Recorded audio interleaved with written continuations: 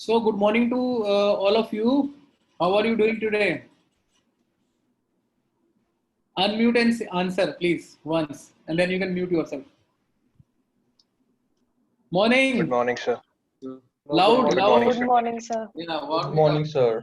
Good Okay. morning, sir. So, I want active participants, not the passive ones, basically. Okay. So, be loud and clear wherever you want. Stop me, ask me whatever you want me to ask. All right. Yeah. Yes. Sure, sir. Sure.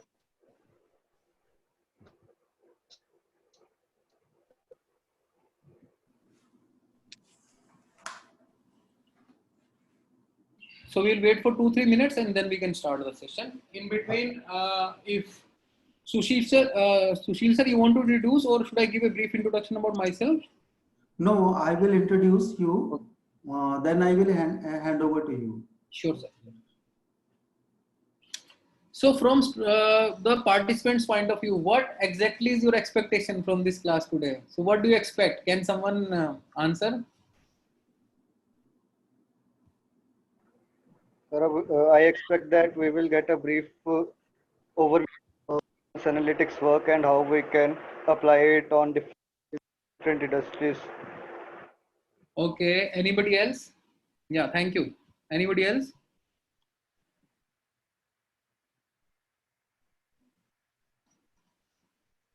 So has any one of you used any business intelligence or BI tool in the past, business analytics tools in the past?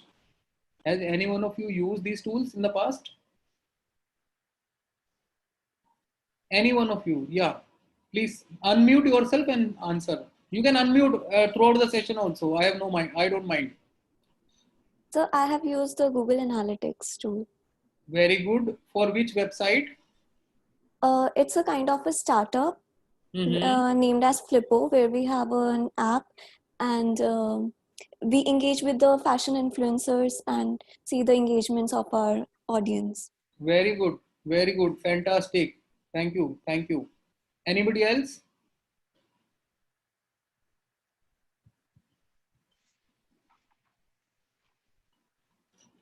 Yes, please.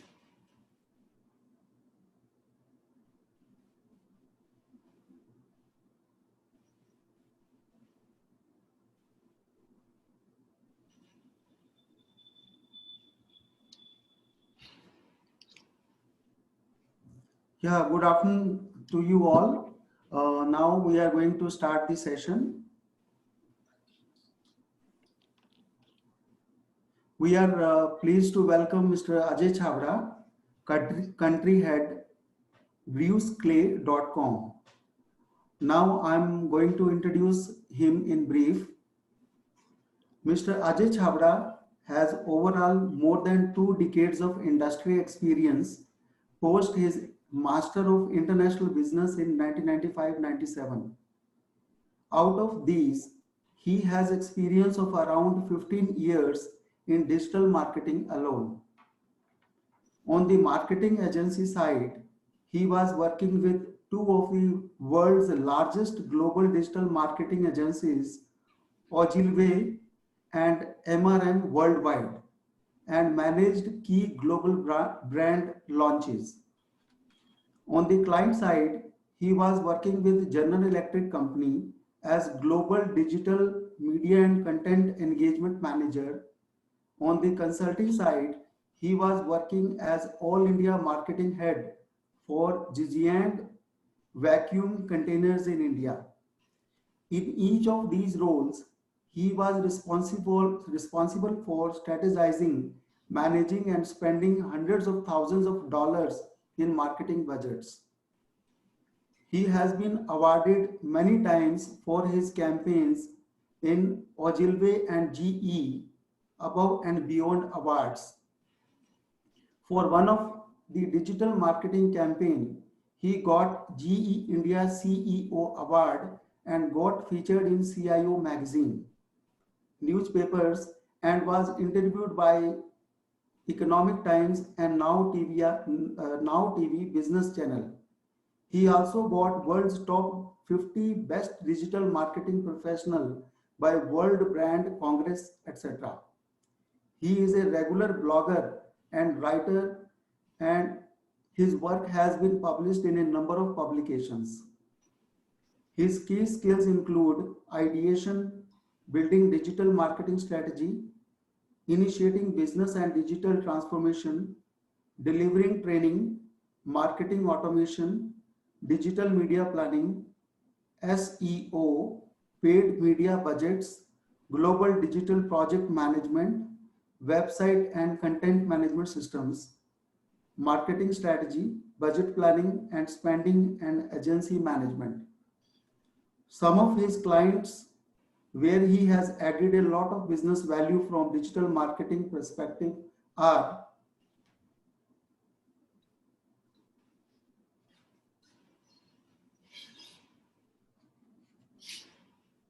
the Hindustan Times, Motorola, Coca-Cola, Business Octane, Yashoda Hospital. There are numerous several organizations. It will take so much of time to read them. So I'm moving forward. Academically, he had been invited to deliver knowledge sessions to corporate and top business schools regularly. So some of these include General Electric, PepsiCo, HCL Information Systems, ETH Real Estate. There are several organizations. Now, we would like to hear from Mr. Ajay Chabra, not taking much of your time. Now I request Mr. Ajay Chabra to continue with his expert talk on business analytics. Mr. Ajay So, Chabra. thank you so much. Good afternoon, everyone. As Sir has nicely put across my introduction and he has introduced me. But one thing I want to tell everyone that you are very fortunate today to get guided by Professor Sushil Chabra, because he was the one who showed me computer first time in my life basically. Okay, so that's a background basically, and I touched internet first time way back in 1995, wherein internet was in the form of ERNet, basically Education and Research Network, and it had come to our university, Kurukshetra University, in the form of one single server at library basically. Okay, and only PhD guys were allowed to work on it. So I told my director boss that I am doing a project in MBA, I want access to ERNet, so kindly give me access to it. Sir, you can say Control L. Yeah, Control L, enter. Yeah, perfect. So basically, it's a long journey, and to put it up short, so last 15 years in digital marketing, and prior to digital marketing, I was into business intelligence, big data, and business analytics space. So that has been my foundation of my career. Like before starting into digital, I was into BA space, so business analytics. Now, let's start by starting the practical example of how data analytics and business analytics helps everyone, be it law enforcement agencies, be it a business. So from a law enforcement agency point of view, if you look at the current example of CDR data analysis, had someone heard what is CDR data analysis? You don't read newspaper, you don't read what Sushant Singh Rajput stories going on in the marketplace. Anybody can answer that. So by doing a detailed analysis of CDR called detailed record, CDR analysis is a part of telecom analysis, okay, telecom data analytics, which actually gives, whenever you make a phone call, this is just for all of you guys to understand the practical aspect of it. Theory will definitely come. So for whatever phone call you make, so there are around minimum 32 data points which get generated from your phone call. Okay. Now, when you call somebody, if this is just an example of big data and analytics and business, how the data analytics help in the practical scenario. So we are starting with that example only, that your number and the receiving party's number. Okay. 2 data points. Your IMI number, other party's IMI number. 4 data points, right? Now, there are cells in the air. So in the air, there are a lot of cells, because you are calling from which cell, and if you are moving in your car, you are reaching another cell in the air. So call start cell, call end cell basically. Then complete transcription of what you say to somebody, and it gets recorded in their systems. and they don't recall it unless there is a legal requirement. But whatever you say to anybody, it all gets transcribed and recorded in the system as part of the whole detailed record data basically. So government, any enforcement agency can go and check and see all the records basically, because they are legal, they are the national bodies. They have the rights to do so if it is legally required in a litigation or a case or something. So similarly, time of call, date of call, okay. So what I'm trying to say basically is that there are so many data points which get generated even around a phone call. What about analytics in large? So hope that gives you a broader idea of big data and how these telecom companies, if they have, let's say example of Jio, they have more than 300 million subscribers.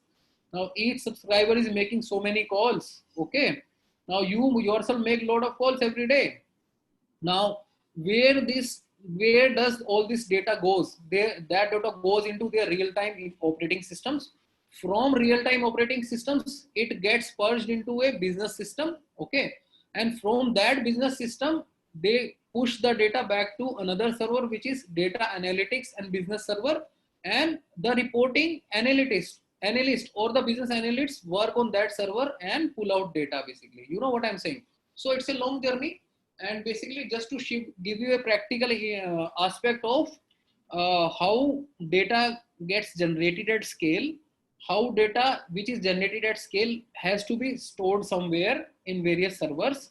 Now from those servers, can Airtel estimate what is the data volume I have, and how many servers I do I need to add?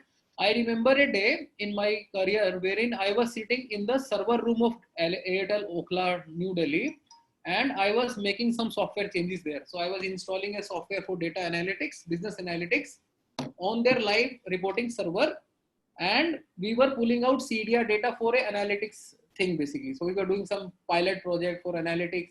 So we were doing some work on the pilot dummy data basically. So we had taken out dummy data, we've created some dummy data records, then we pull out the data, and then we were doing pivot chart and analysis and all of that. So that's exactly a data analyst or a business analyst has to do when you have to be working with lot of data.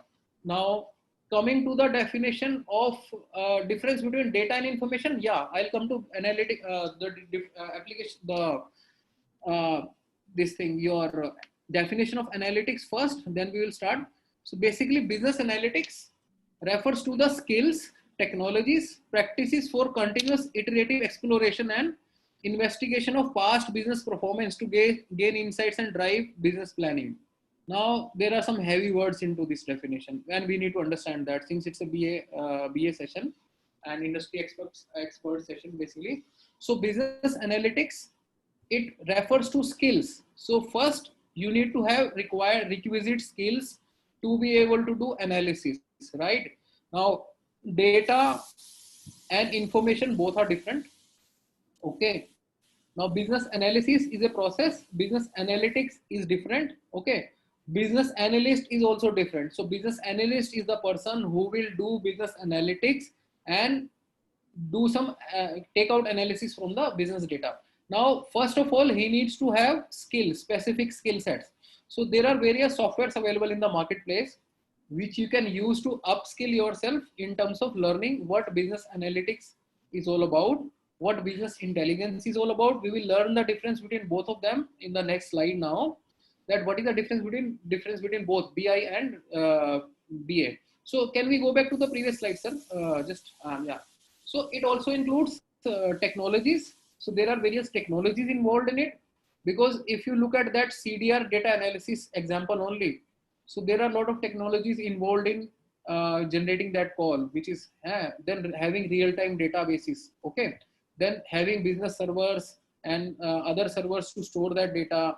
Then some SQL query or program has to be run, which will run a query to fetch that data. Okay. So those are those applications which help you fetch data from either live server or a data cube, which we store from the live server. So please understand the difference between all of this, and you will be able to kind of make sense. Now, when you make a call, the call is being supported by their calling system, which is a real-time operating system, which handles calls on real-time basis. whenever you face a call drop, it is an issue coming from a real-time server, right? Now, after you have completed the call on a particular batch or a frequency, the data from that real-time system gets transferred to a analytics server. Okay, that's how they transfer and store data somewhere else, so that it is future proof for next 10 years, 20 years, 15 years, whatever legal time frame they need to store the data. Now it also involves process and practice. Now analytics is a process driven thing, it's a methodology driven thing, it's a practice basically. Okay, now what this practice allows us to do, it allows us to explore data. So now you understand, this is only call data in Airtel. Now Airtel would have thousands of retailers. Okay, those retailers will be making sales every day. If I'm selling 100 SIM cards in a day and I have 1,000 retailers, so how many new data points I'm generating every day? 10,000 data points, right? Now they have employees, they have 10,000 employees, 20,000 employees. I don't know the exact number, but I'm just sharing data right now with you. So that employee data is lying in their separate server, which is employee server. Okay. Now that data will contain when Mr. Ajay Chabra was present, when he was not present, what leaves he has taken, what is his salary, what is his family. So all the data points around a person is lying there. Then think of them as a social media company. Airtel does very good social media posts. They have social media data. They have social media channels like Facebook, Twitter, LinkedIn, and whatnot basically. So they are daily posting something there. They are generating small, like large amount of data there also. Okay. So just consider that a large organization has multiple systems in place. Each system has to have a database server behind it so that they can store that data. Okay. So consider that there are multiple silos of data lying in a large organization, right? Now, as an analyst, what is your role? I can function in HR. I can function in marketing. I can function in logistics. I can function in any other business function, and I can add value. So my role here is to explore. So by using my skill, by using a technology tool, and by following a certain practice or a process, I am able to explore. That's my job. So that's what is analytics all about. So you investigate past business performance. Let's say we have seen a pattern that every last 6 months, Airtel distributors are doing 100 sales every day. There are 10,000, 1,000 retailers they have. They are making sales of 100 SIMs every day. So it's 10,000 data points. Now, if you have 6 months data and let's say there was a growth of 10% each month. Okay. So initially it was X, let's say 10,000, then it became 11,000, then it became 121, 12,100, and so on. The data has been growing. Now, if you are the analytics manager in Airtel, if you want to make projections that how many new SIM cards I will be able to sell in the next month. Okay. So what I will do, I will look at past data, past business performance, that, okay, if I am doing 10% growth every month, last month I did 20,000. Suppose we have reached the level of 20,000 now. So going by the growth rate of 10%, I can only grow. I can have 22,000 sales of SIM card from all my retailers. Is that correct or wrong basically? If I go by 10% principal growth month on month, so on top of 20,000, what will be my next month sale? Can somebody answer that?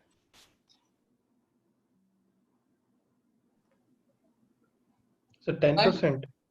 10% growth. Guys, I need participation. It's not growth. Yeah, please participate. Yeah. 22,000. Yes. So how did you reach that number? By adding 2,000, that is 10% of 20,000. Right. And how did you reach that number, the growth path? That it is 10%, it is going to be 10% only. How did you reach that logic? That we looked at past 6 months data, right? That's what is we are trying to explain. That I looked at past 6 months performance and I looked at past business performance and I get insight. Insight means that so it's a discovery of a new idea, new thought, new campaign, anything which is useful to me, which I never thought before basically. So insight, so actually why exploring the previous data with your skills, technology and practice, you have been able to investigate past business performance. Now this performance can give you insight that okay, I might be getting 22,000 sales next month. So that's the insight which you drive. Now what it helps you to do, it helps you do planning. Okay, now if your sim department says, boss, I cannot produce more than 20,000 sims in a month, so what will happen? So if your data is saying that we might be able to sell 22,000 sims next month, but your production department head says, boss, I cannot produce more than 20,000 sims in a month, so what will happen? So although we have a demand of 22,000 projected for next month, but my production head is saying, boss, I can't give you 22,000 sims, I have only 20,000. So what in that case I will do, I will plan it in accordingly in such a way. Okay, so can you hear me? Can you hear me? Yes, Okay, Ajay. okay. Yes, sir. So basically it helps you in planning. Okay, so guys, so what I will do as a business analytics manager, I will give a alert to the production head ki boss, we might hit a target of 20,000, 22,000 sales next month. You have a production capacity of 20,000 sims every month. Can you produce more SIM cards? This is just an example. Basically, it can apply to any industry. It can apply to manufacturing. It can apply to services industry. So depending upon the factors which we are taken into consideration. So that's the broad overview of analytics. We can just go to the first slide and close that slide basically. Yeah. So are you able to now understand what business analytics is all about? Can someone explain, like without looking at slide? Sir, you can remove the slide and let us see how much they are able to remember now after explaining so much basically. So just explain what business analytics is all about, what we understood till now in the first slide. Anyone? And there is So no Yes. slide. business, so Yeah, can I speak? So please business follow. analytics is basically about getting conclusions from the past data based which is based on the services, on the demands, on the products that we need to supply, and then setting targets for the future and then trying to meet them or improving something or seeing what we are lacking in that aspect. All right. So you missed out on the basic prior elements, that skills, technologies, and processes. Okay. So business analytics is all about skills, technologies, and practices and processes which help you explore and investigate business data and come and gives you insights for business planning. So if you just remember these buzzwords, although intent wise you are absolutely 100% right what you said, that is the only intent of doing all of this. Now we can go to the second slide. I hope at a broader level now you all understand what are the major components of business analytics, right? So please remember skills, technologies, uh, uh, practices, okay, exploration of data, past business performance, insights, business planning. So these are the buzzwords which you need to remember. Now, difference between business analytics versus business intelligence. Okay. Now, these two words are interchangeably used by people in the industry, and some people know the difference, some people don't know. So that's why we need to kind of explain to you also. So business analytics is basically focusing on developing new insights. Now, if you see this point, we used insight word in the previous definition also, that it is about creating new insights, and what she said was conclusions basically. So yeah, it in some way you can say insight and conclusion both are different also basically, because conclusion is something that you conclude out of your multiple insights coming to you. So you have multiple information sources of data, insights have come to you. Insight means something new which you never thought of basically. Okay, now you have to take a decision, then you conclude ki yes, this is the right path of taking a decision. So then you conclude. So conclusion and insights are both different, please understand that. Now understanding of business performance based on data and statistical methods. Now that's another angle added to this definition now, that we are focusing more majority on developing new insights. So that's the primary objective of doing business analytics, that I have to develop new insights. Please keep that in mind.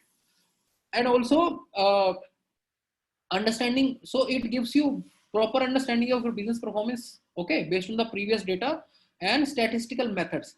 Now this is the practice part, which we said that there is a tool, there is skill, there is a practice. Now practice part includes statistical methods. That's where the tools come into picture.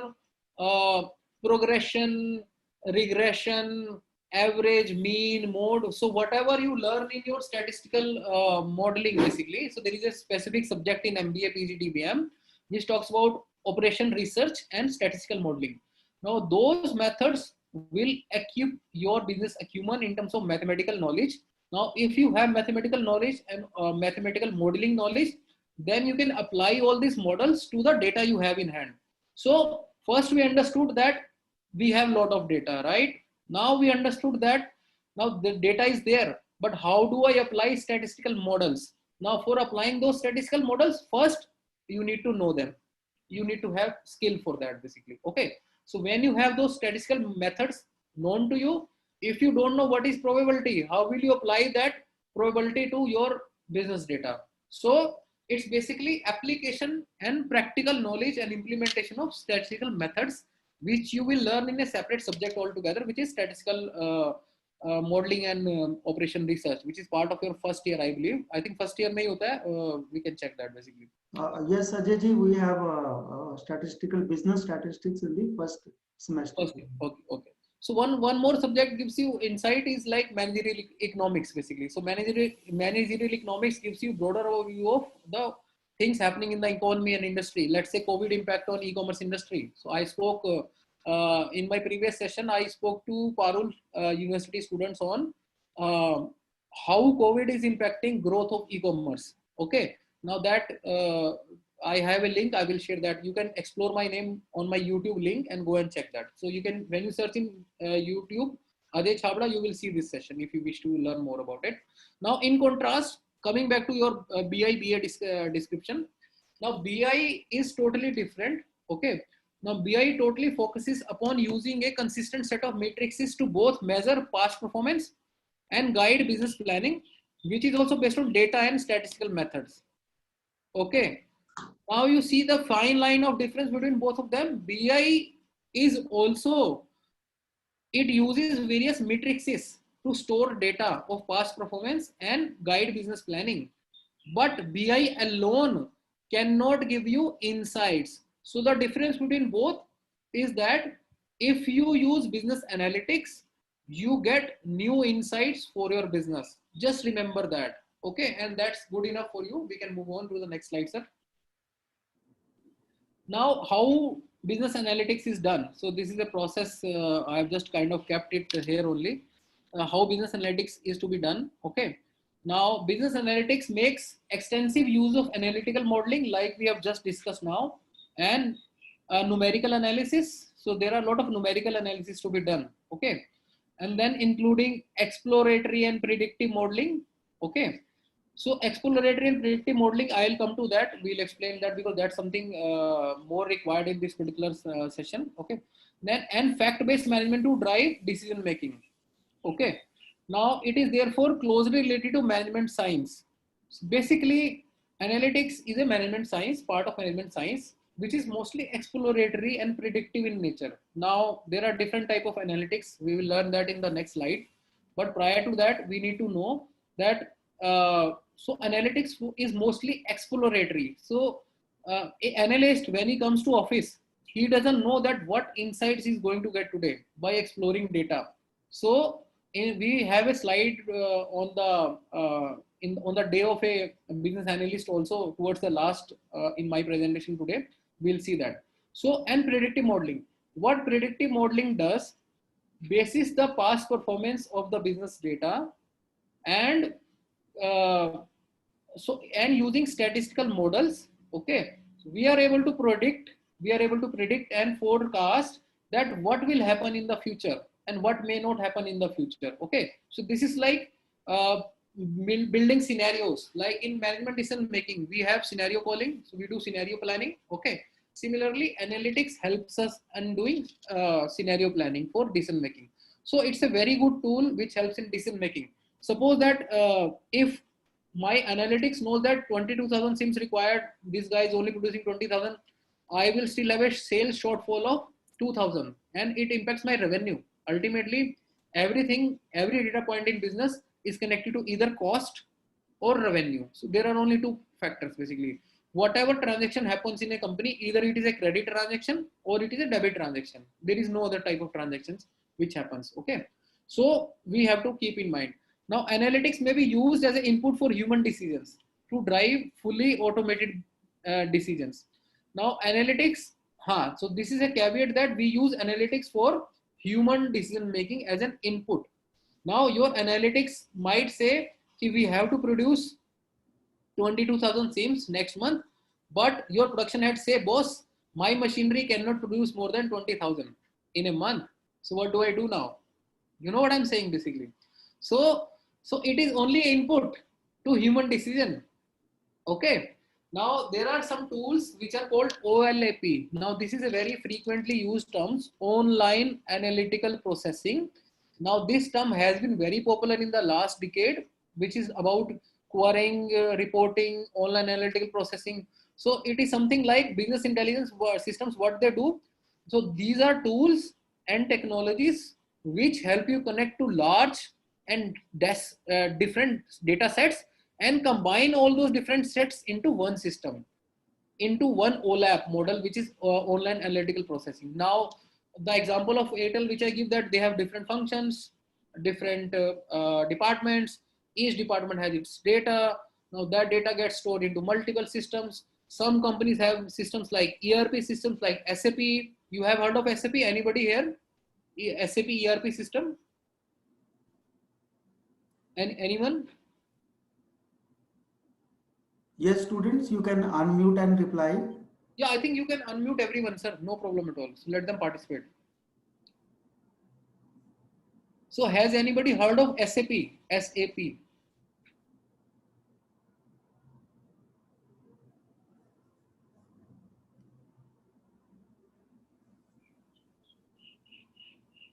Okay, so SAP R3 or R whatever new versions might have come.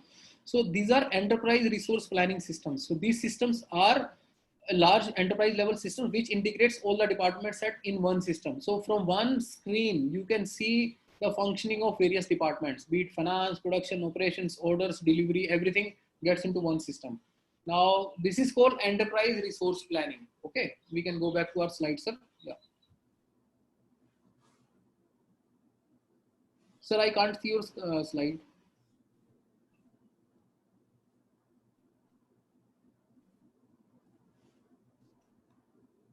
Okay, can we go back? Yeah, previous one. Yeah.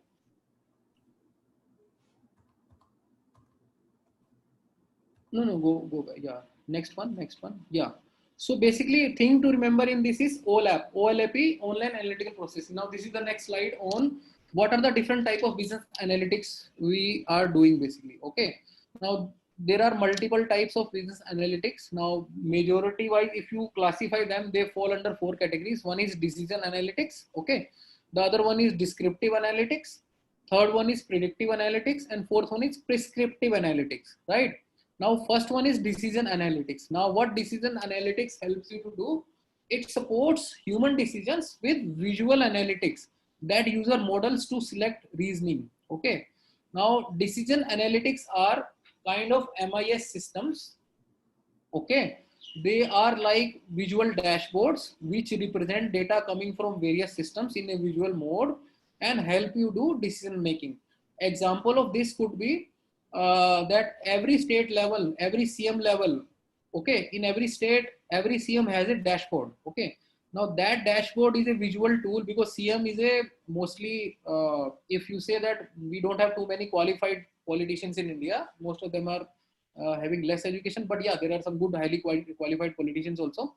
So in terms of understanding of how visual and data are different, because in visual representation you can very well see data and come to a conclusion for, and basically, so decision analytics help in the supporting human decisions with the help of visual data. Okay.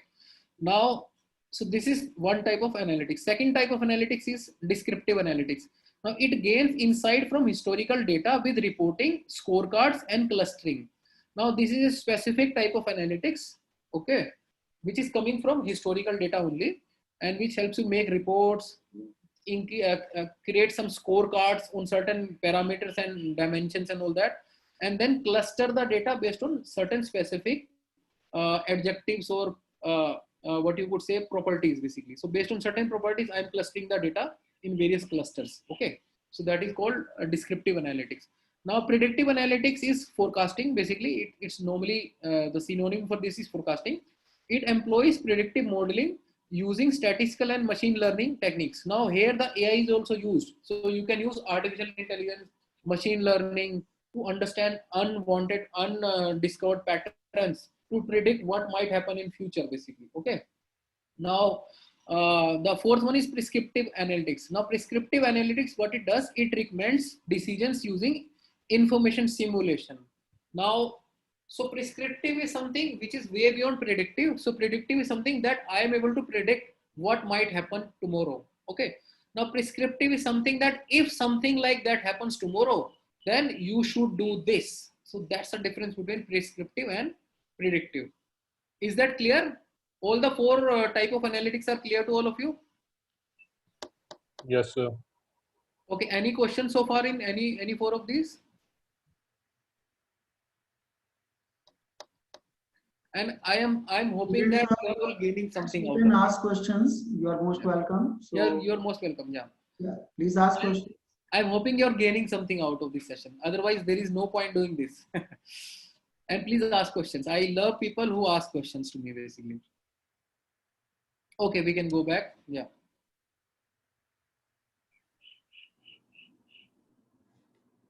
Now we can go to the next slide. Now, what are the different type of business analytics, right? So these are the same things which we have discussed earlier. Now, if you see, these are levels of different 4 levels. First level is information gathering or descriptive, which is descriptive. What? Okay. So how many students dropped out on that? So this is what data basically. Okay. Now, second one is diagnostic. That this is a data from a school, that how many people have students have dropped out, how many people might drop out basically. So these are the questions we are trying to explore in this example basically. Now, so why has the dropout rate increased in the last 1 year? Second example. So that is diagnostic. If suppose for a particular university, if the dropout rate has increased, what is the reason for that? So that is diagnostic. Okay. Then we have predictive. Which students might drop out? This is predictive. Okay. Now, if they drop out, what do we need to do? That is prescriptive. So understand. So first silo of information, if on towards your left is information driven stuff. What? Okay.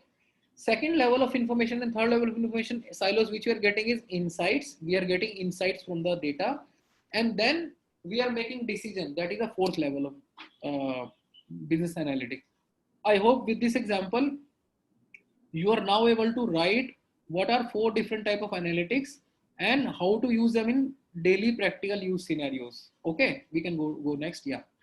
Now data analytics methodology. So what is the methodology for data analytics? It rotates into a cycle basically. If you see this, now first is a discovery mode. We discover something new. We prepare a data for it.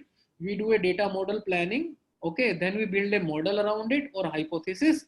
Then we deliver results, and then we apply that into practical area, and we discover something new again. So business analytics is a non-ending process. Okay, it never stops. It rotates in that cycle only. Okay, we can go next basically. Yeah. Now this is the most important slide. I think you should all either screenshot it or use it, or any which way sir will give you this presentation completely. Now these are the applications of business analytics in various functions. Okay, most important one, because if any one of you gets selected as a business analyst or chooses to be a business analyst, now these are the things which you will be talking about every day, or which you will be doing every day, every time. So something like behavioral analytics, we're starting with that. What behavioral analytics do?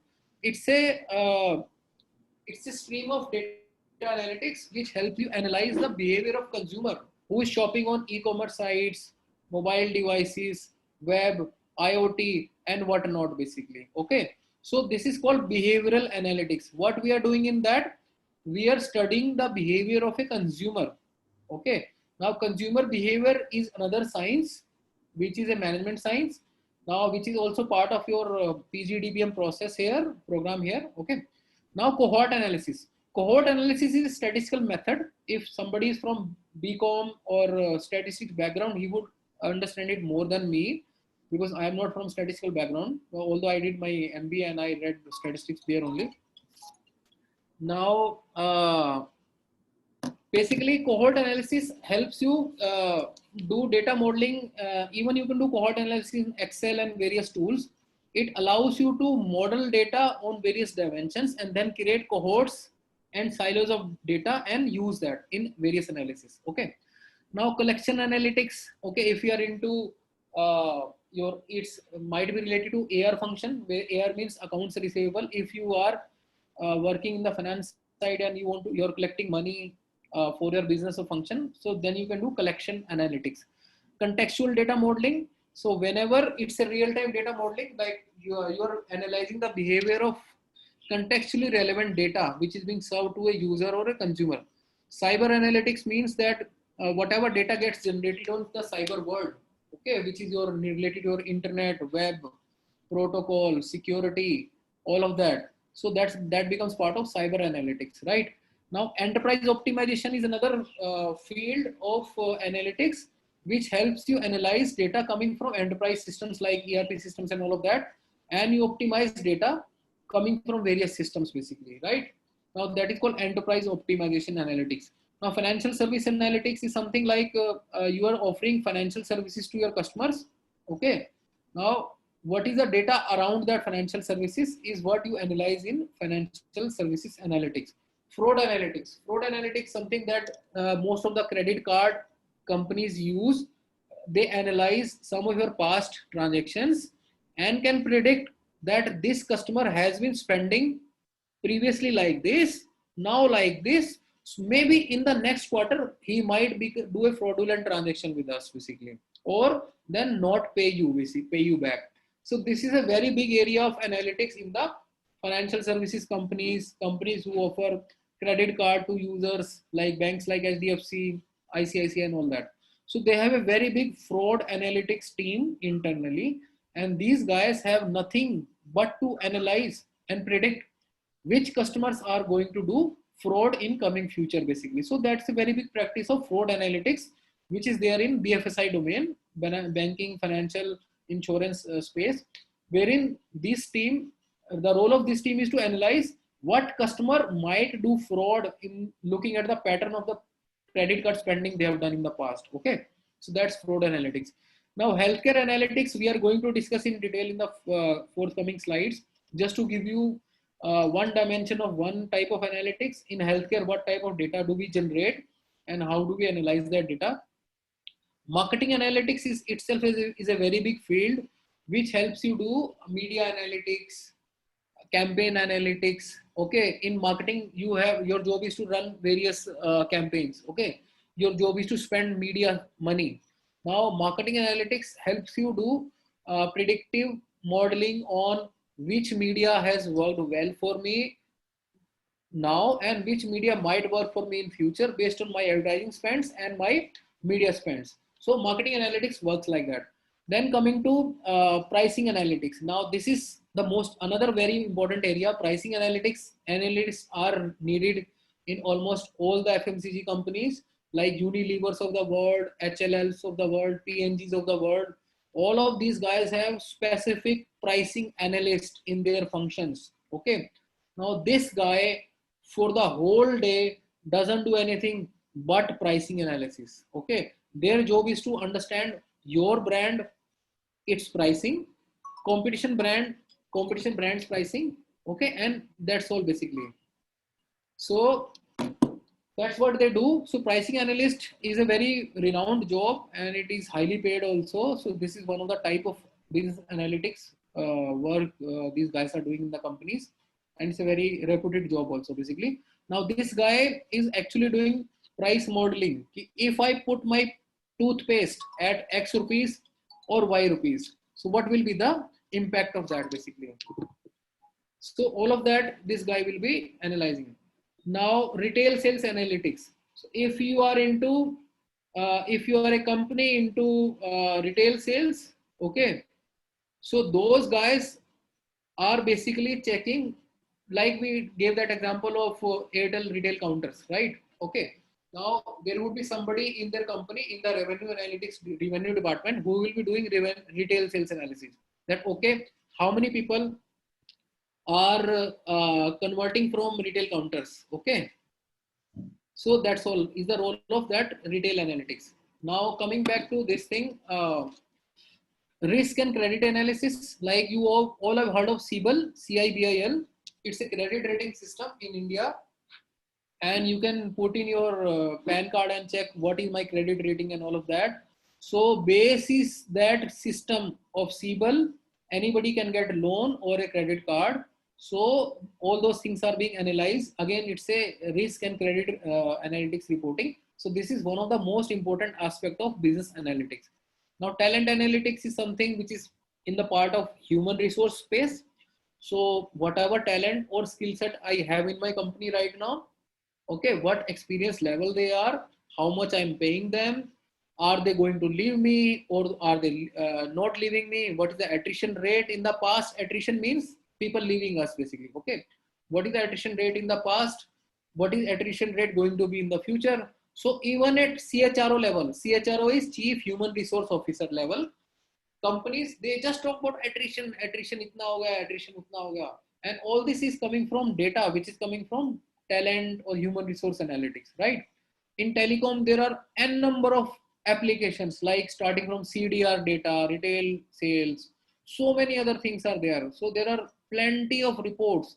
So if you were to ask me, I would say there are, let's say in one of the center of any large telecom company, there are 200 analysts working at one time. And each of one is generating certain reports or automating certain reports or analyzing certain reports or fetching some data from a server and doing whatever they want to do basically, okay. So now transportation analytics, the other word for transportation analytics could be logistics analytics. If you are a logistics company, let's say you are a FedEx, let's say you are Blue Dart, let's say you are Delivery. Now most of the times what analysis would you want to do, that which route saves me petrol cost or the vehicle time cost or the driver time cost basically. So most of the time if you have 100 packets to deliver, okay, now there are software tools available which will do route optimization. So those route optimization softwares will give you data that if you have to deliver these 100 packets, take this route and go, and then you will be able to save a lot of money for the organization. So transportation analytics, logistics analytics basically. Now customer journey. Customer journey is a very, very important tool, and we should all of us know it, because by the time you will graduate, it will all be customer journey marketing. The marketing word is any which way slipping away. The generic marketing is not working at all basically. Okay. So generic marketing has already lost its shine. Okay. Digital marketing has come in. Now, by the time you guys graduate, there will be something called customer persona mapping. So customer persona is defined as something which there are certain specific attributes basis which you can cluster your customers. Let's say you have 100 customers, right? Now those 100 customers can be classified into 10 different sets of customers. Each customer set is considered as persona for that consumer. Okay. Now, if you know your persona, do you think one TV ad can help all the personas? No, never basically. So each customer, if you have 100 customers, some of them would like something, some of them would dislike something, some of them would respond to a outdoor ad, some of them would respond to a SMS. So depending upon customer age group, customer demographics, customer psychographics, customer behavior, customer online behavior, time he's spending online. So this is all comes under consumer persona. Now, so persona study becomes very important for you guys in the practical scenario when you graduate out. And customer journey mapping is very important, because all the systems, all the softwares which we use, they are based on customer journey, how a customer interacts with your brand at the first time, then how does he move down the funnel. क्योंकि क्या होता है कि in the marketing scenario, marketing, acquiring a new customer is like a funnel. If you see this funnel like this, okay, the head is broad, right? It slows down and it tapers down towards the end. Now what it means is that my universe as a marketer is very broad, okay. Everybody can be my consumer. Suppose I am Baba Ramdev, okay.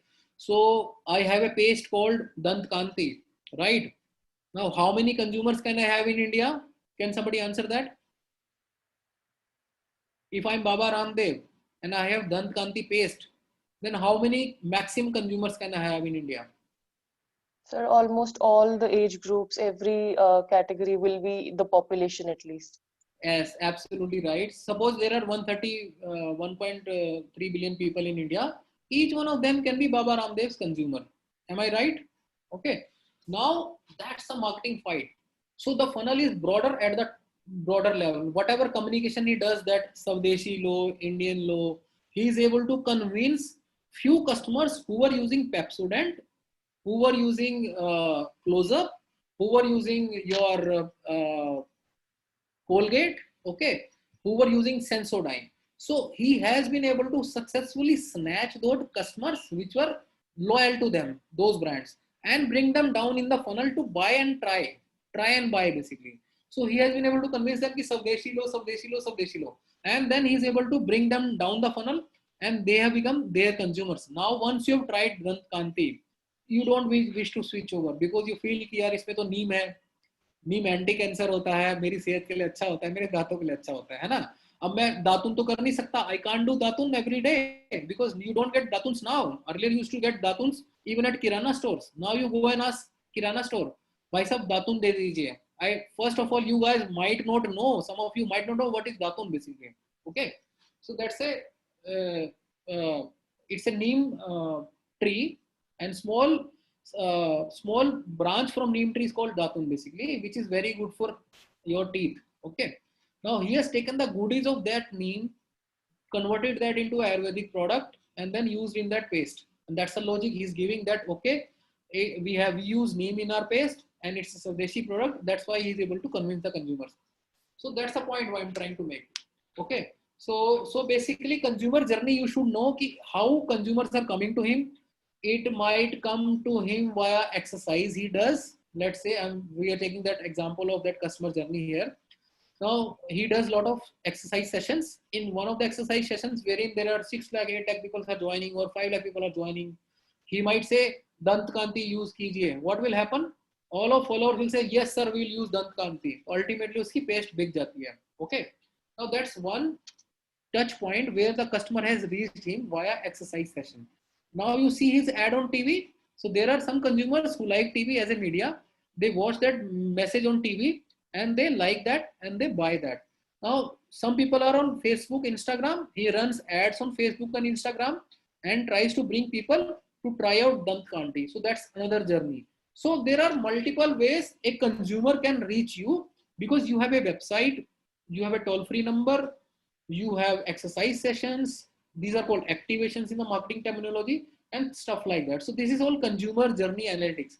So in future, so journey becomes very important. So based on the customer journey where he is right now, and there is something called AIDA principle: awareness, interest, desire, and action principle. Now that's again related to customer journey, because a customer who is a prospect for you right now, if you not call him customer, let's call him prospect. A prospect for a brand might be in any of these 4 stages: awareness, interest, desire, and action. Action means sales basically, or try out basically. So awareness means he is not yet aware about my brand. Okay. Interest means he has seen my ad and is engaging with my brand basically. Okay. Right. So that's how the 4 stages, AIDA principle. Remember AIDA principle, that will also be taught to you in the following sessions. So awareness, interest, desire, action. Right. Now, so journey tracking is very important. So that journey analytics is very important. So we have, if suppose you are Flipkart for that matter, or you are Amazon.com or Amazon.in in India, right? Now, do you think they have millions of consumers coming to their site every day? How are they able to analyze data which is coming? Okay. Now they know if whenever they put a deal, I was talking to one of the largest e-commerce company in India. I can't take name in this class, but yeah. So they told me that whenever they have a deal put up, let's say on a SanDisk, let's say SanDisk example, लेते हैं pen drive का. If they have an 800 rupees pen drive, if they put it up on sales for 400 rupees, so there is something called a universe called deal seekers. ऐसे लोग होते हैं जो fraudulent account बना के बैठे होते हैं, वो deal seekers होते हैं, वो real consumers नहीं होते हैं. वो deal seekers अब उस account से आएंगे, transaction करेंगे और delivery लेके चले जाएंगे. So जो actual consumer है उसको offer दिखता भी नहीं है, but deal seekers आते हैं, 800 रुपए की ड्राइव को 400 रुपए में खरीद के चले गए और फिर उसको 600 रुपए में बेच दिया जाके रिटेल काउंटर पे. Okay, so these are some of the challenges these brands face even in e-commerce industry. So, and everything comes from data analytics. Okay, now market basket analysis. Now when you go to a e-commerce shopping site, let's say I am searching for a TV. Okay, I'm currently people are doing shopping of TV also online basically. Now when you look at TV, if you're buying TV from internet, right? So you have bought TV in your shopping cart. Now it shows you related products basically. Okay, related products. Okay. Now what related products could be? A Philips home theater music system can be a related product, which can be related to the TV. They show that as based on their artificial intelligence system, they can show you a Bosch headphone, which is wireless in nature. So all this data comes, if this guy is buying this, he might buy this also. Okay. And suppose if you go to a shopping cart or a physical retail store, you have a retail trolley which you carry, you pick up stuff from here and there, you pick up some stuff from here, some stuff from here, put it all in that basket basically. Now that basket consists of multiple products. Okay, that data goes into their system. Okay, now if you bought something from Easy Day, they put all the items in that bill. Okay, they give you that bill. But later on, they analyze that data. If Ajay Chabda is buying, he always buys white butter as compared to yellow butter. Maybe he loves that too much. Okay.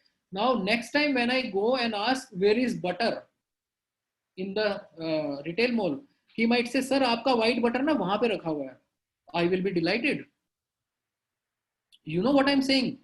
Because from my shopping pattern and market basket analysis, he knows what I bought in the past, that I never bought a yellow butter. I use and buy white butter only. Okay, so they know which butter I'm buying, and based on that they're recommending that okay, you buy white butter only. So that's how the analytics market basket analysis come into picture, and we are able to analyze based on the shopping cart what he has bought and is there any correlation between the products. Okay. So hope all of these popular analytics items have given you fair amount of practical ideas. Any thoughts on that from anyone? Just participate. Well, whatever you have in mind, say. Is there anything which you get from this slide now, which I've just completed? Sir, how can I make my career in pricing analytics as a PGDMA student? That's a question, not from this slide. Yes, yes. So what you could do, you could start learning. I'll answer that right now only. So what you should do if you want to become a pricing analyst, wonderful decision, and it's a very high paying job also. So what you should do, ideally, you have 2 years now. So take all your assignments around pricing. Suppose all marketing functions or subjects you're doing, you will get ample opportunities of submitting assignments. So take all the topics around pricing analytics. Okay. Now, the simple topic I can give you right now, and I don't know how many days you will come back to me. If you wish to come back to me, I can review that document. Make a pricing analytics of 200 grams of toothpaste in the similar category. So you analyze the price points of various toothpaste available in the market and see what has been historical trend, when they increase the price, when they don't increase the price, when they come out with offer. So first is that you have to be sure that what domain I want to be in. That decision you have already taken. Wonderful. I really appreciate you for that. Now start learning things around that. Create Google alerts in your system on pricing analytics. Does anyone know what is Google alerts in this class? I will be happy if you know that basically. What is Sir, Google alerts basically? Can someone actually, explain? sir, it would give a notification on every news or every new thing happening in that field. In that If field. we turn it. Wonderful. Clap for her. Please clap for her basically. I will clap for you if you know about it. So Thank you, sir. basically, so set up alerts. So another thing you need to do is set up alerts on keyword, which is pricing analytics, pricing analysis, so that whatever is happening starting today for the next 2 years, you trend that, you watch that trend, you read all those articles, so that somewhere in your mind, you are already becoming a pricing analyst, right? Third thing you need to do, go to indeed.com, put this keyword and let the jobs flow in your mailbox basically. So let the jobs come in कि कहाँ पे pricing analyst की job निकलती है, आप keyword डाल दीजिए and अपनी mail को भरने दीजिए. Let them come. Okay. Make a note which brands are hiring pricing analyst, right? So basically it is mostly through FMCG brands, CPG, consumer packaged goods brands, everywhere basically. Okay. So third is that keep a watch on what's happening in this space. Fourth point, you should attend all virtual conferences, seminars, physical seminars, practical events around pricing analytics. Fifth point, you should read Economic Times every day. This is the golden advice I got from my university teacher. One of my teacher, he was colleague of Dr. Sushil only, Dr. Anand. Dr. Anand gave me that advice that MBA is a golden collar job, provided you read Economic Times every day. And I've taken that advice from my heart. And I read Economic Times for the last 20 years. Every day I read, I can't start my day without that. So mark pricing articles in the historical world, mark them, read them, make hypotheses in your mind. Sufficient, or you need more pointers basically? I can give you 50 more pointers basically. Sir, can you give more points? Out of this class, we have to finish the session first basically. Let's go back to the slide. I think these are good enough pointers for you. You can start building your domain knowledge in that area first. Okay. Keep a tab on the jobs which are coming out, and that's how you can build your career. And then start applying. Once you are finished this program, start applying basically. Unless you apply as a management trainee in those companies, and you will definitely get acceptability because you have domain expertise. 2 years is not a small time. In 2 years, you will be able to read a lot. You will be able to know which companies are hiring, which are not. So for you, the entry would be very much easy as compared to any other person in the system basically. Okay. If you can just give me 1 second, there is a call coming from very important customer. I just take 1 second. Ma'am, I'm on a call, video call. I can call you at 1:30. I will call you at 1:30, ma'am. I'm on a video call right now. Okay, so coming back to the next slide. Now healthcare analytics. Let's go deep dive into healthcare analytics. This is just an example of what we are discussing today. So healthcare itself is a very large function. Okay, healthcare is broader term which includes hospital, services, pharmaceuticals, patients, consumers, media in healthcare, everything. Healthcare is a very broad term. Now, healthcare analytics is the healthcare analysis activities that can be undertaken as a result of data collected from 4 areas. So there are majorly 4 areas. We can go to the next slide and show those 4 areas.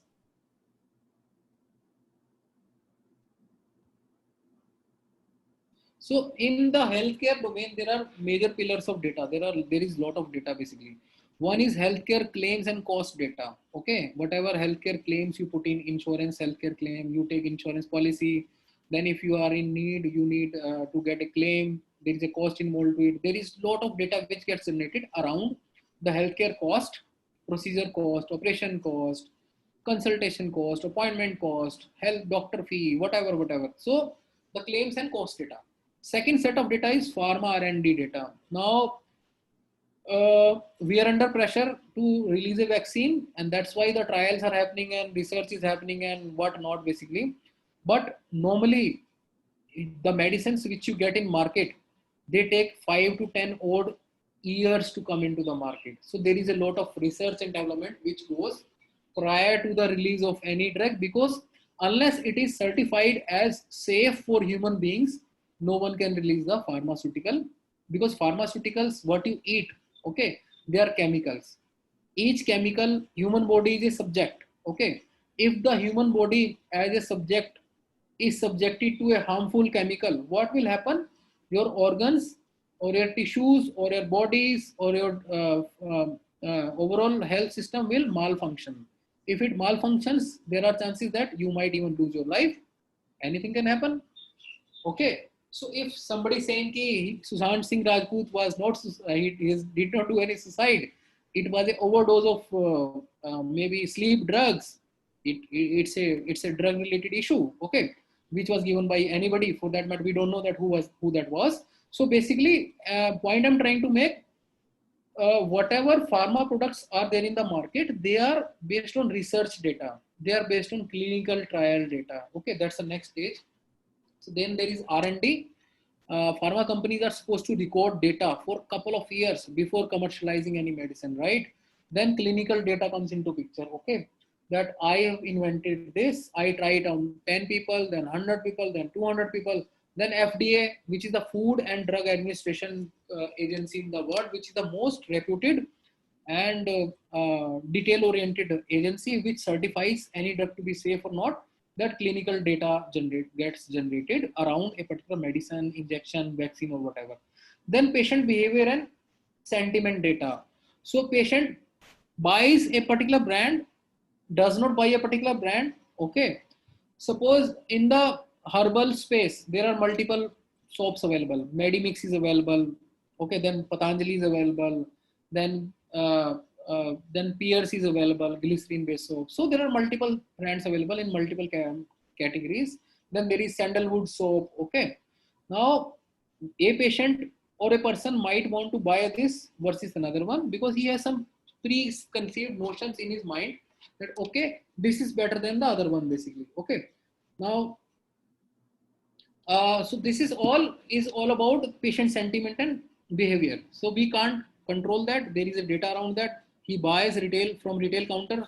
So there is a retail data available. So what I'm trying to say here is that there are multiple sets of data, broadly categorized for healthcare space into 4 sets of primary data, which has to be analyzed by healthcare analytics person. Okay, we go further. Now this is the slide to just show you how a clinical trial happens, just for out of subject, but yeah, we can see that now. Now in the AI world, when artificial intelligence is coming into picture, now we talk about machine learning, artificial intelligence. Okay, there are 2 type of systems, analytic system in AI world, and one is called interface AI, the other one is decision making AI. Okay. Now, these things are natural language processing, image recognition, transcription, search. So these are interface AI, artificial intelligence, which is helping you decipher anything or discover something. Now, there are AI systems like which are decision logic, which helps you take decision, optimizing algorithm, okay, probabilistic algorithms. So these are certain advanced AI systems which help you in analyzing a problem and help you in decision making. So just try to remember this. I kept this slide because this is the future, because by the time you are out, AI will be very much prevalent and you need to know all this. Now these are the four case studies I have shared in the class. Now just scroll down, sir. So for the sake of use, I would recommend that discuss these case studies in your class whenever you have a time in your extra period or something. Read these 3. There are 3 case studies. Now I'll just give you broader example here. Shell is one of the largest company. Cargill is another one, and Merck is a pharmaceutical company. So we'll start with Shell example only. Although I want to skip that now because we already have time crunch. Now Shell is working in the oil and gas space, right? They have huge systems. They have there is a limitation if a system crashes somewhere. Okay, their job is to downstream, upstream. They are pulling out oil from machines. They can predict when a machine failure might happen, and this is also via analytics and technical tools. Read this case study to understand that how analytics can help you decide when machine may go wrong. I'll give you example of GE here. I was part of General Electric company, and we had a better and similar tool called remote analytics, remote analysis. So we were supplying MRI machines, CT machines, X-ray machines to hospitals, right? And at time we have reached that stage that those machines could be connected via internet also. When they are connected via internet, and they are in our customer support policy, we have connected them via internet. So as an engineer sitting at GE office, I can remotely monitor the performance of that machine, and I can predict whether this machine part might fail. So human has already reached that intelligence level wherein we can predict machine failures. Now, how do I judge that? Is because of the sensors planned into that machine. Those sensors give me data. I analyze that data to make sure that this part, when it makes this much sound, it might fail. Just one example here. I want to leave you with this example only. And I'm sure you are all intelligent guys. You can make a lot of analysis out of this example. Now coming to Cargill, so similarly Cargill created they are into the farming and FMCG and food products and all that. They're global giant in that. So they created an app to help farmers, shrimp farmers. Okay, that app was using data analytics की temperature कितना है, season कितना है, shrimp generate होगा नहीं होगा, all of that. So read that and analyze that in your class. We can go to the next slide basically. So similarly, there is Merck example basically. Okay. Now let's just skip that and we go to the career section because I think it's already we have 20 minutes left now. So business analytics career. If you were to ask me the salary, average salary for a person at a particular level, it ranges from depending on your level basically. So starting salary could range from 4 lakh. It can go up to 20 lakhs, 15 lakhs, depending. And we can go to the next slide also. So there is a median salary, there is the average salary for a skilled person basically. Okay. Now these are examples of that. Analyze that, and starting from 4 lakh per annum to going to 18 lakh per annum, depending on what level of. So in any company when you join, so they classify that person into 4 quadrants. 4 quadrant means like X and Y axis crossing each other, and they say he's in quadrant 1, quadrant 2, quadrant 3, quadrant 4. So people with high skill, high experience, okay, quadrant number 4. So they have to be paid more. People with low skill, low experience, they are in lower quadrant. So they are being paid less. Is that true or wrong? True or right? Way of giving salary to somebody. If you are low skilled, if you are low experience, you will definitely get low salary. If you are high skilled, high experience, you will get more salary. Okay. That's how the quadrants are built in a company. Now, if you're, so what companies do, if they don't want to promote you, what they will do, they will move you from quadrant 1 to quadrant 2, and quadrant 2 to quadrant 3, and quadrant 3 to quadrant 4. So they keep on giving you increments like that. So please understand that logic. Just remember that. No need to apply it anywhere. It's for your knowledge only. We can go to the next slide. Now these are the roles. You start as a business analyst. Okay. Then you become senior analyst. Okay. Then you become lead analyst. Then you become manager analytics. Okay. These are the growth path in analytics. We can move on. Now, these are the hiring data that in 2015, it's a old data. You can find new data also. In 2015, what are the verticals and application areas or functions where the analytics have been hired industries? So just look at that and we can just digest it and go forward. So you can see where there is a more requirement, where there is less requirement. Now these are the roles, job titles mapped to analytics job categories. So if you are, like she said that I want to become a pricing analyst, wonderful. So, but you can not only be a pricing analyst, you can be anything else also. And these are the roles. You can be a portfolio analyst. Okay, pricing analyst is already defined here. You can become campaign analyst, you can become financial analyst, you can become security analyst, okay? You can become A/B testing analyst, okay? So fraud risk analyst, okay? Marketing analyst, right? So all of that, statistical analyst, right? So anything and everything. So all these roles, data analytics, okay? Even Google Analytics expert. If you have somebody said that I have done Google Analytics in the starting of the class, so she can very well become Google Analytics expert, because that itself is a very high paying job. Now we can go to the next slide. Now this is the typical day in the life of a business analyst. Okay, he has to brainstorm requirements and solution needs. Then what is needed from me? So his manager, we will call him. He will say that, boss, I need this. Now you need to tell me answer for this data. He will cross question his boss and ask data requirement. He will understand clients. If it is a client project, they will talk to the client and understand his requirement in detail. Okay. Then he will work in collaboration with other project managers, pull out data from various systems. Okay. Then he will try to build understanding of the organization and processes related to that project. And then he will document that process, try to build a model and do things around that. So that's typically an analyst will do. And these are the guys running around here and there in the companies with a laptop in hand, which is open, an Excel sheet, which is open. So if you feel that you can spend 8 hours on Excel, go into this job. Otherwise, don't, basically. So if you feel comfortable working in Excel sheets and tools for 8 hours continuous stretch, I love speaking 8 hours, 10 hours, 15 hours. So I am good in that. So if you're good in Excel, become business analyst, basically. Okay. Coming to the next slide. Now, what are the skills needed for a job? Just to amplify to your question only. And maybe I think this is my last slide. There is another one slide, sir, or this is the last one? I think this is the last Okay, one. last one, yes.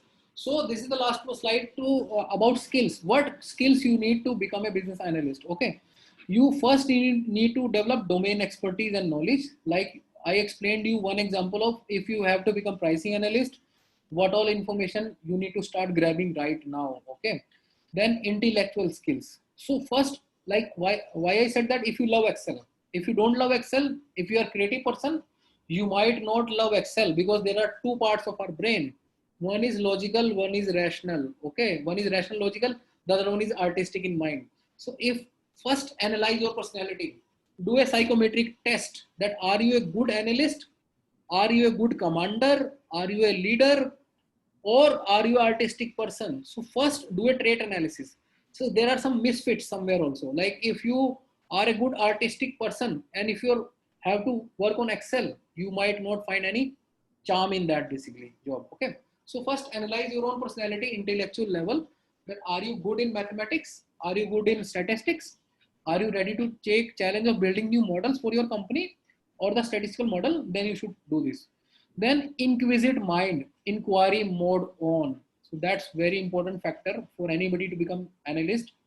Unless you ask question, unless you investigate, you can't go to the depth of any data analytics, right? So you have to be open to be asking more and more questions. Okay, that's the skill which is required for becoming a business analyst, that you should have inquisitive mind, or we call it inquiry mode on. Because I remember those days in my college, sir might second that I used to be the one who used to raise his hand first time, this like this. And believe me, this is something you need to develop as a class, that you should be the first one to raise your hand if you don't understand anything, because this is a moment of history. Whatever we are doing, it's going into the history now, and you won't get that moment again to invite me or talk to me, basically. So basically have inquiry mind on. So inquiry should be there in your mind. Okay. Then quantitative and analytical skills like statistics, mathematical skill are required to be a good professional in this space. Since you are supposed to be working on client projects, maybe internal projects, there are agencies in analytics field who work on client projects. There are internal employees working in compliance side. So there are two type of jobs. One is agency job, one is client job, basically. So Life is easy in client job. If you want security, safety of your job, be in the client side.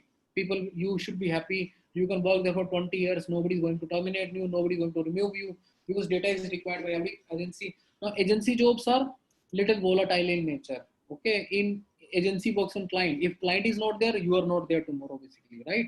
Something like that. Okay.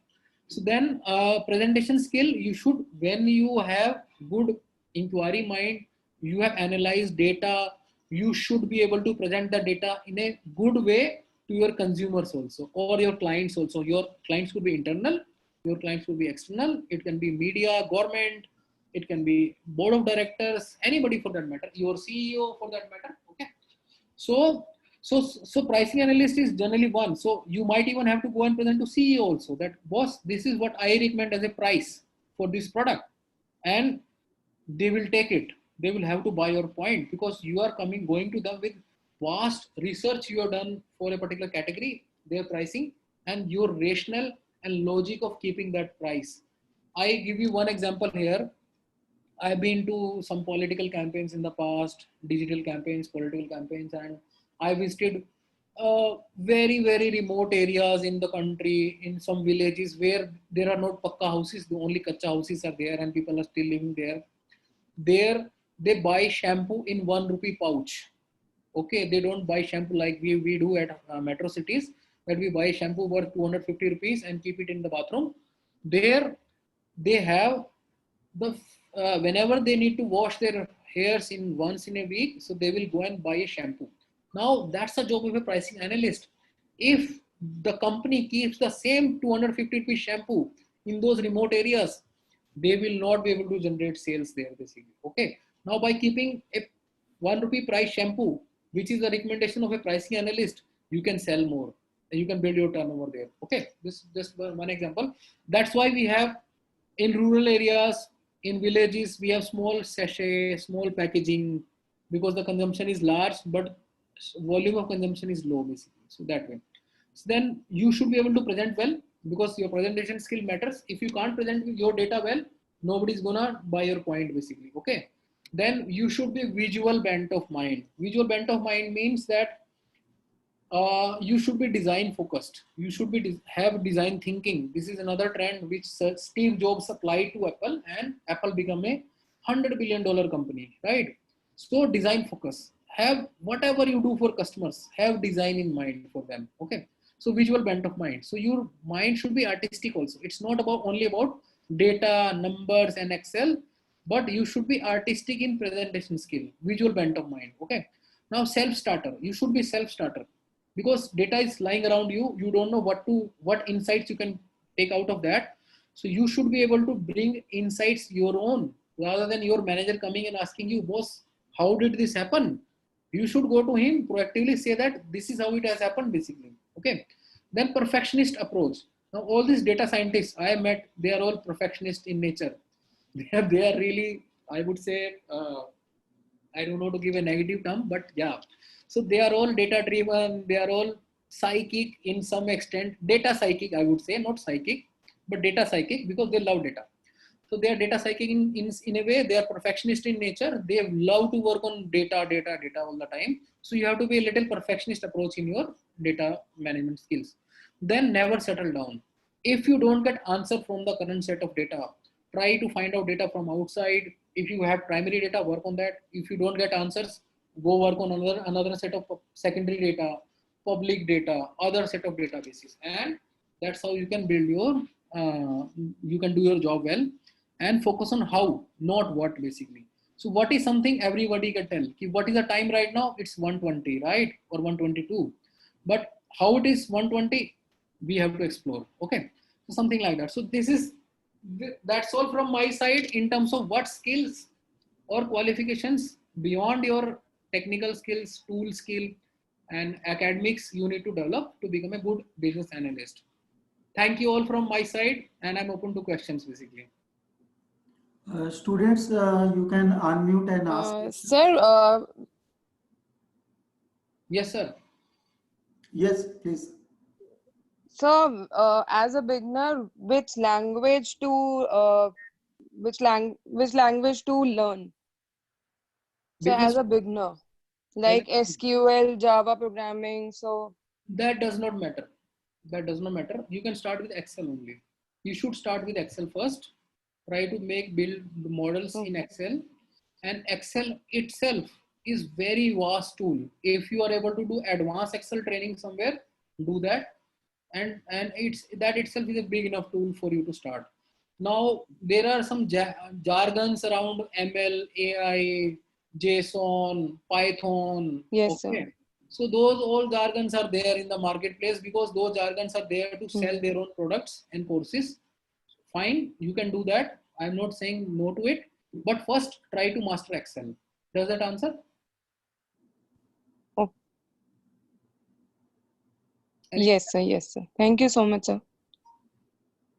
Yes, further questions? Sir, I have a question. Yeah, please. Sir, is it necessary or I'll say compulsory for an MBA graduate to do business analytics? For a MBA graduate to do business analytics? Yes, to master in business analytics. No, it's not. It's not compulsory. You can do anything else also. Who's saying that it is compulsory? Okay. Is So it can you? difficult? I have one question. Can you please describe the marketing analytic again? Okay, marketing analytics, right? Very good. So I will give you example of media mix modeling. Media mix modeling is a example from which is coming to my mind right now. Although there are market basket analysis and all of that, there are lot many things.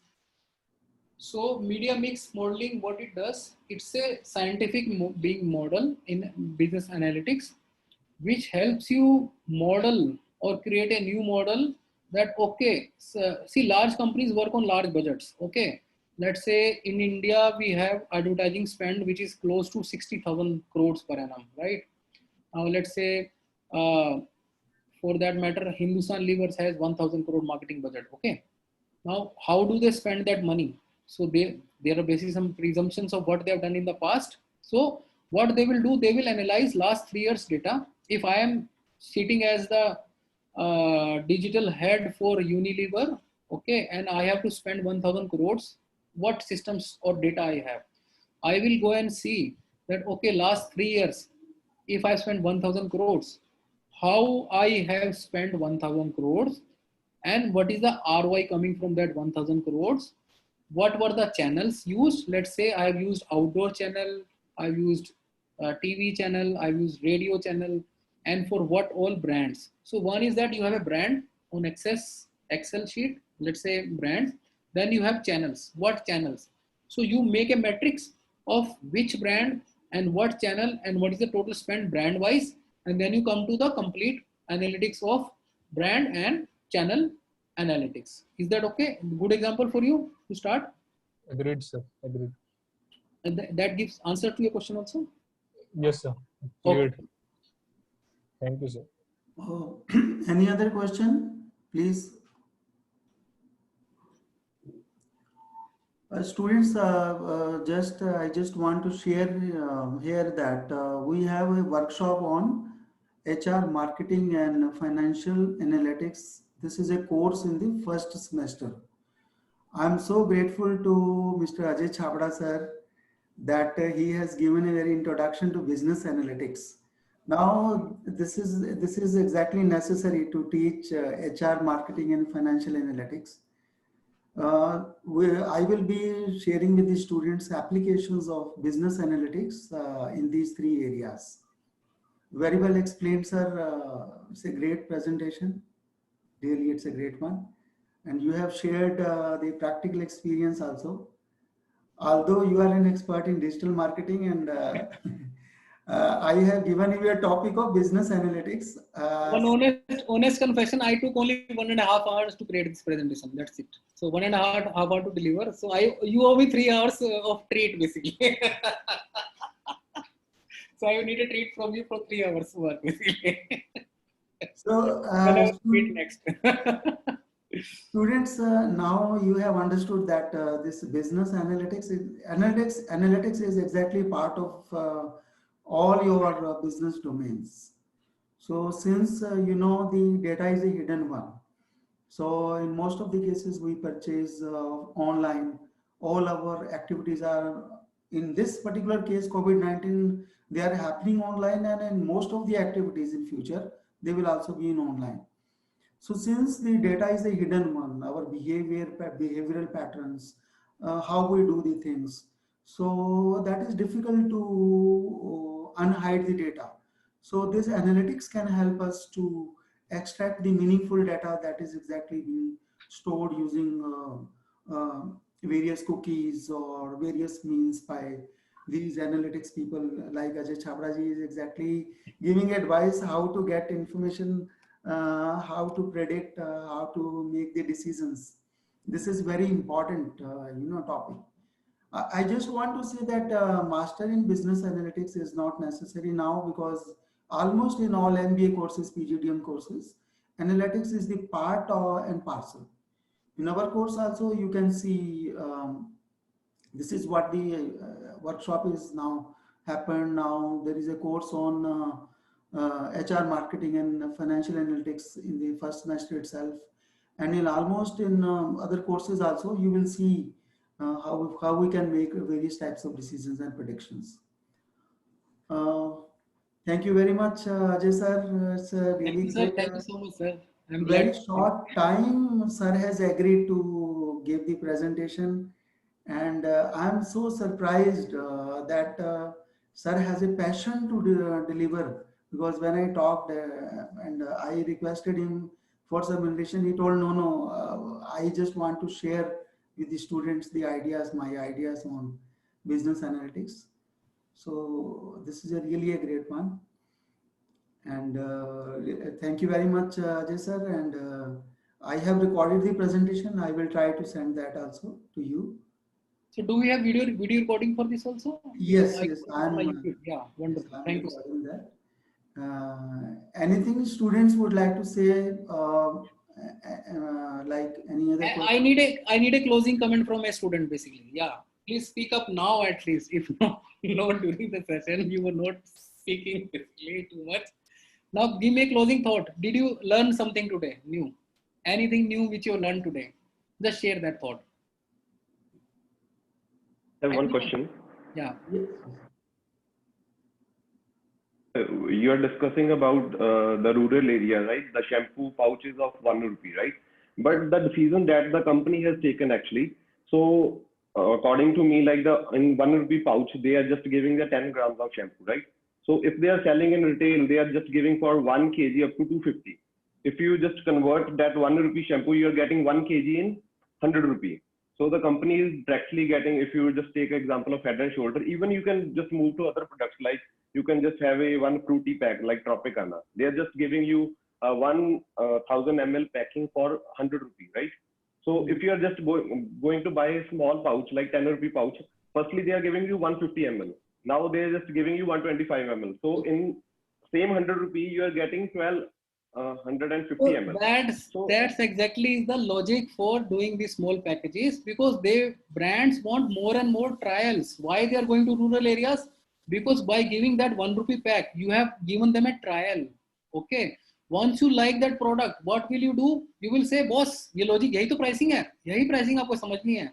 फिर उसका जैसे if a small labor class person who started loving this shampoo pouch, he will say, यार मैं 1 kilo लेके आता हूँ, मुझे तो बड़ा पैक चाहिए, वो मेरा पूरा महीना चल जाएगा, right? So your question is your answer basically. Okay, your question is your answer.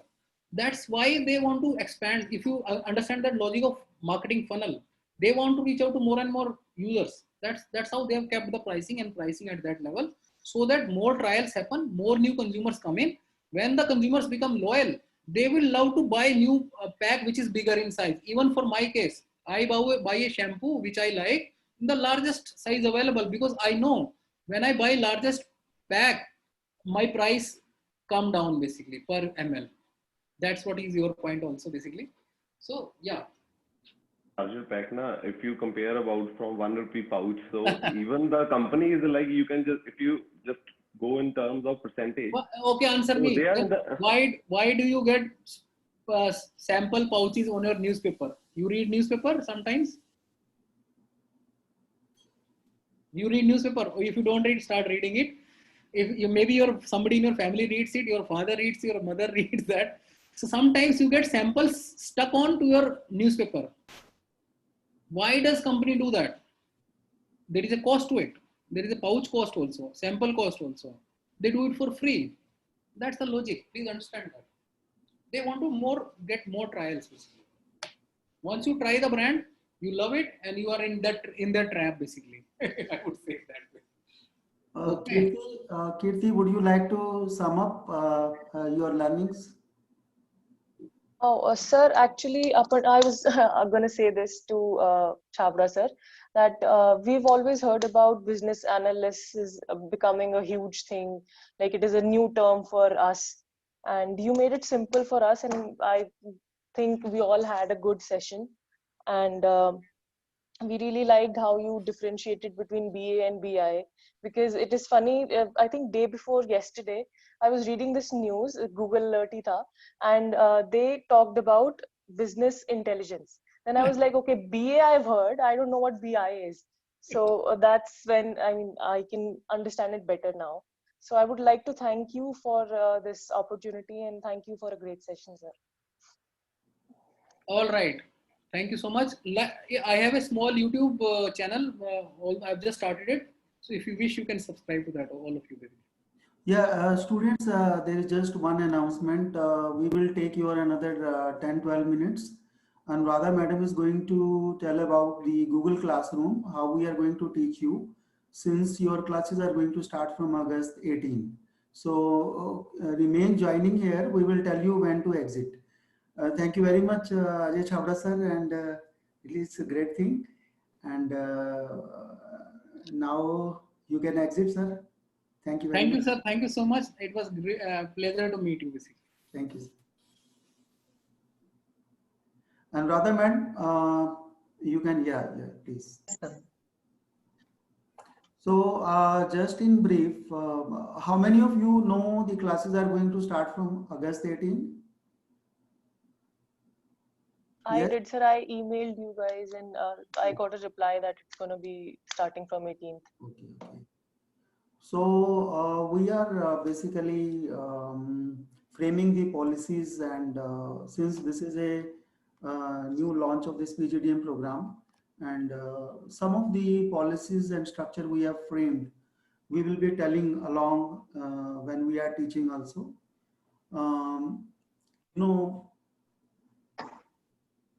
This is there are two types of courses we have in the first and second semester. One, we have the 100 marks, and then another we have 50 marks. 100 marks are basically all are the courses,